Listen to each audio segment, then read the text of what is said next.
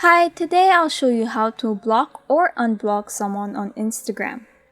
From the Instagram homepage, tap your profile icon at the bottom right corner. Tap the three horizontal lines in the top right corner of your profile page. At the top of the pop-up menu, select Settings. On the Settings page, tap Privacy. In the Connections section, tap Blocked Accounts.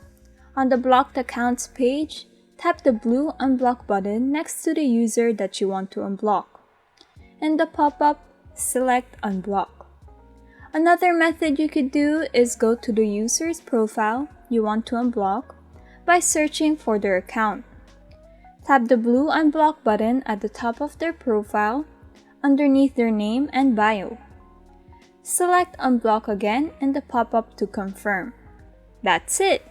Thank you for watching. I hope this video is helpful for you.